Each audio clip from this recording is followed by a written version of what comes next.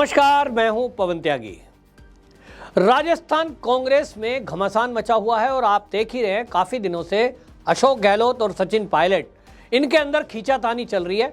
जब से सरकार बनी तभी से सचिन पायलट और उनके खेमे के लोगों का कहना है कि सचिन पायलट के साथ अन्याय हुआ है, अत्याचार हुआ है और धोखा हुआ है, क्योंकि पार्टी आला कमान ने चुनाव के पहले सचिन पायलट को सीएम बनाने की बात कही थी और बाद में उनको डिप्टी सीएम पद कह दिया गया।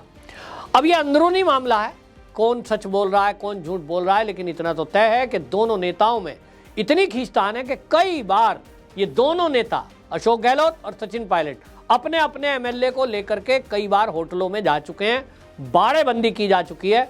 हालांकि भारतीय जनता पार्टी पर सरकार तोड़ने का आरोप लगाकर इस मुद्दे से पार्टी का आला कमान हो या राजस्थान की कांग्रेस के लोग हो पल्ला झाड़ लेते हैं, लेकिन अब मामला इस कदर बढ़ गया है कि अब सचिन पायलट के खेमे से खबरें आ रही हैं कि वो अपने पिता की पुण्यतिथि यानी 11 जून को एक नई पार्टी की घोषणा कर सकते हैं। प्रगतिशील कांग्रेस पार्टी नाम रखा जाएगा, ऐसा भी सूत्रों ने बताया है, क्योंकि ये इस नाम से पार्टी रजिस्टर कराई गई है। इसके पहले आपको बता दूं कि वो भ्रष्टाचार के मुद्दे पर अपनी ही सरकार को घेरते रहे। अशोक गहलोत के खिलाफ उन्होंने आवाज उठाई, उन्होंने कहा कि भ्रष्टाचार के मुद्दों पर सरकार कोई काम नहीं कर रही है, युवाओं पर कोई काम नहीं कर रही है, जो भर्ती हो रही है उस भर्ती में पर्चे लीक हो रहे हैं और वो पर्चे लीक लगातार हो रहे हैं, उस पर अशोक गहलोत कोई काम नहीं कर रहे हैं, क्षेत्र में कोई काम नहीं हो रहा है, किसानों के लिए कोई काम नहीं हो रहा है। और तो और सचिन पायलट ने यह भी गंभीर आरोप लगाया कि भारतीय जनता पार्टी के शासनकाल में जो भ्रष्टाचार हुए, जिन मुद्दों पर जीतकर हम सत्ता में आए, उन मुद्दों पर अशोक गहलोत ने कुछ नहीं किया। तो जनता पूछ रही है कि क्या तुमने जो वसुंधरा राजे सिंधिया है इस पर फर्जी आरोप लगाए थे, जनता को मूर्ख बनाया था? क्योंकि आप तो जनता के सामने चुनावी सभाओं में पिछली बार ये बोल रहे थे कि वसुंधरा राजे ने बहुत बड़े घोटाले किए हैं, हम सत्ता में आएंगे तो इनकी जांच कराएंगे, वसुंधरा राजे को जेल में भेजेंगे। तो जनता ये पूछ रही है कि जेल कब जाएंगे भाई? इसका मतलब तो तय हो गया, पक्का है कि भारतीय जनता पार्टी की जब सत्ता थी राजस्थान में कोई घोटाला हुआ ही नहीं, आप झूठ बोल रहे थे। और इसीलिए सचिन पायलट के सूत्रों से अब यह पता लग रहा है कि वो 11 तारीख में नई पार्टी की घोषणा करने जा रहे हैं। अगर ऐसा होता है तो आप ये मान लीजिए राजस्थान की लगभग 40 विधानसभा सीटें ऐसी हैं जिस पर गुर्जर बहुल है, और गुर्जर बहुल का मतलब है सीधा सीधा एक मुश्त वो वोट सचिन पायलट के पास तो नहीं जाएगी, क्योंकि कुछ वोट जरूर भारतीय जनता पार्टी को भी मिलेगी। मोदी जी का फेस है और मोदी जी का काम है, लेकिन ये जो कांग्रेस है इसको इस बेल्ट में कोई भी वोट नहीं मिलेगा, ये गुर्जर कम्युनिटी के लोग कह रहे हैं, क्योंकि ये माना जा रहा है पहले ही दिन से कि ये गुर्जरों के साथ धोखा हुआ है। गुर्जर कम्युनिटी ने कांग्रेस को एक मुश्त वोट दिया था, भारतीय जनता पार्टी को नहीं दिया था। क्यों नहीं दिया था? लोगों में गुस्सा था कि चलिए भाई हमारी कम्युनिटी के गुर्जर नेताओं को आगे लाया गया लेकिन कुछ किया नहीं किया। तब लोगों ने एक मुश्त वोट सचिन पायलट के नाम पे इसलिए भी दिया था क्योंकि उनके पिता राजेश पायलट, उन्होंने समाज के लिए बहुत काम किया है, गुर्जर कम्युनिटी में उनका बहुत बड़ा मान सम्मान आज भी है, उस समय तो था ही था। और इसी कारण लोगों ने सचिन पायलट को राजनीति में आने के लिए कहा था। एक सज्जन व्यक्ति है, विदेश में पढ़कर आए, शालीनता से बात करते हैं, लेकिन गुर्जर तो है ही है ना भाई। तो भाई पार्टी के नाम पर वोट नहीं है, यहाँ सचिन पायलट के नाम पर वोट पड़ा। जिन गुर्जरों ने वोट दिया वो जो 40 सीटें हैं, अब सचिन पायलट के बारे में जब खबर आ रही है कि ये अपनी पार्टी बनाने जा रहे हैं, यदि ऐसा हुआ सबसे बड़ा जो झटका है ये कांग्रेस के लिए है, यानी समझ लीजिए 40 तो कांग्रेस की सीट यूं ही घट गई। ये कौन सा एरिया है तो मैं बता देता हूं, सवाई माधोपुर, जयपुर, अजमेर, भीलवाड़ा, ये है राजसमंद, करौली, दौसा, कोटा, टोंक, बूंदी, झालावाड़, चित्तौड़गढ़, अलवर, भरतपुर, झुंझुनू। ये जो मैंने जिले नाम गिनवाए आपको, इनमें लगभग 40 विधानसभा की सीटें जो गुर्जर बहुल हैं। और मैं एक राजनीतिक विश्लेषक के तौर पर कह सकता हूं, क्योंकि मेरी जो राजस्थान के गुर्जर लोग हैं उनसे बातचीत होती है, वो ये कह रहे हैं कि देखिए एक तो युवा नेता है, हम युवाओं ने खास तौर पे सचिन पायलट के लिए वोट किया, सपोर्ट भी किया। लोगों को उम्मीद थी कि सीएम बन जाएंगे तो हमारे लिए काम करेंगे, क्योंकि युवाओं की बहुत बड़ी मांग थी कि नौकरी और उनके लिए विद्यालय और जो नौकरियों में घोटाले घपले हैं उसकी जांच। ऐसा कुछ भी नहीं हुआ। 5 साल गुजर गए, वहां कुछ नहीं हुआ। हाँ, ये काम तो किए जो हिंदू विरोधी काम थे, और इसके कारण से लोगों को लग रहा था अब हटे तब हटे।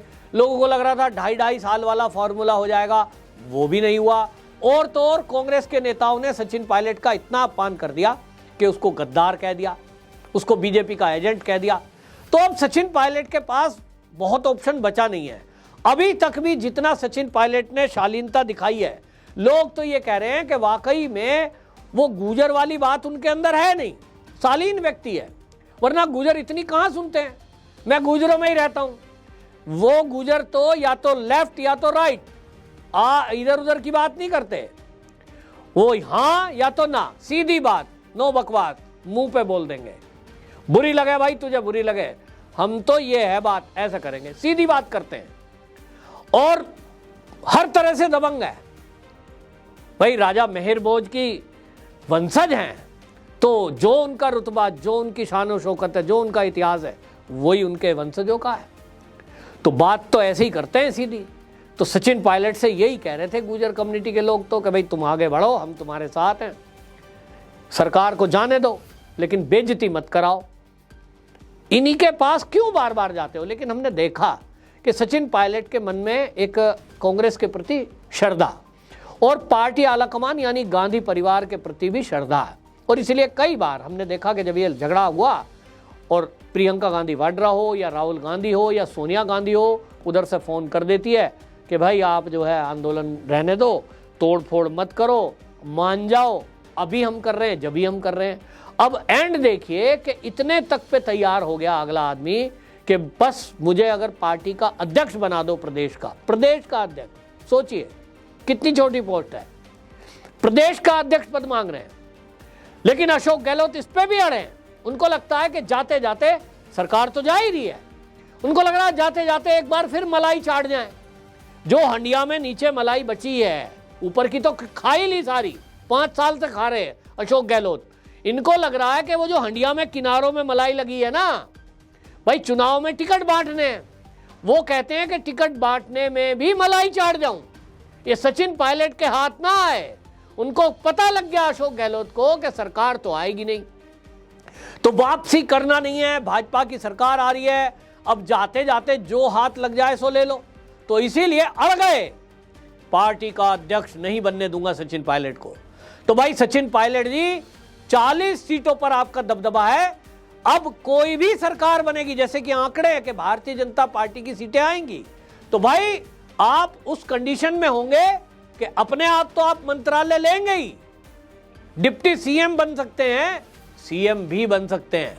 महाराष्ट्र में आप अगर देखेंगे, जो फॉर्मूला भारतीय जनता पार्टी ने वहां इंप्लीमेंट किया है कि कम सीट होने के बावजूद भी उन्होंने अपना मुख्यमंत्री नहीं बनाया, यही फॉर्मूला वो राजस्थान में भी इंप्लीमेंट कर सकते हैं। यानी एक चांस है। और अगर सचिन पायलट को यहां बीजेपी से मिलकर मुख्यमंत्री पद नहीं मिला, तो इतना तो पक्का है कि उनके कोटे के कम से कम 4, 5, 6 मंत्री तो बन ही जाएंगे, एक अच्छी पोजीशन में होंगे और भारतीय जनता पार्टी के साथ मिलकर के वो केंद्र की भूमिका भी निभा सकते हैं। ये भी हो सकता है कि वो खुद जो है राज्य के बजाय केंद्र में आ जाएं, भाजपा के साथ अटैचमेंट होकर पार्टी अलग बनाएं, लेकिन बाद में कोलैबोरेशन हो जाए, एनडीए में शामिल हो जाएं, तो केंद्र की सपोर्ट भी करके और वो केंद्रीय मंत्री तक बन सकते हैं, जैसा इनका दोस्त ज्योतिरादित्य सिंधिया बने हैं। तो ये संभावनाएं बताई जा रही हैं। और अब जहां तक सूत्रों की बात है, तो ये कह दिया है कि भाई समझौते के कोई चांस नहीं है। 11 तारीख को एक बड़ी सभा पुण्यतिथि पर उनके पिता राजेश पायलट के होने जा रही है और गुर्जर कम्युनिटी इस मुद्दे पर बिल्कुल थ्रू आउट सीधा सीधा सचिन पायलट को कह रही है कि अब अपमान सहन नहीं होगा, अपना निर्णय खुद करिए। हालांकि कुछ लोगों का कहना यह है कि वो भाजपा में शामिल हो जाएं, लेकिन मैं पहले भी कह चुका हूं वो भारतीय जनता पार्टी में शामिल नहीं होंगे, क्योंकि भाई उनकी ससुराल, उनकी पत्नी वो दूसरी विचारधारा की है, फारूक अब्दुल्ला की बेटी है, तो वो कभी नहीं चाहेगी कि मेरा पति जो है भाजपा में चला जाए, क्योंकि उनको कश्मीर की राजनीति करनी है। तो खैर उसको भी अपने पिता को देखना है। अगर वो अपने पति का ख्याल करेगी तो निश्चित रूप से वो सलाह देगी कि भाई बीजेपी में आ जाए।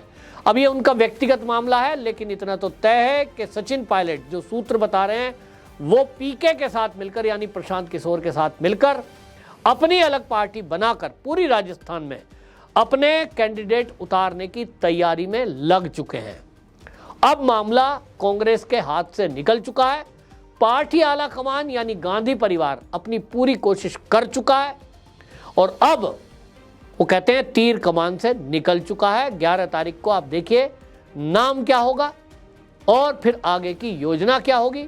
ये तो पक्का है कि सचिन पायलट अगर अपनी पार्टी अलग बनाते हैं तो मैंने जैसे कहा 40 सीटों में कम से कम मेरा अनुमान है कि 30 सीटें तो वो आराम से ले ही आएंगे। आपकी क्या राय है कमेंट बॉक्स में जरूर बताएं। वंदे मातरम।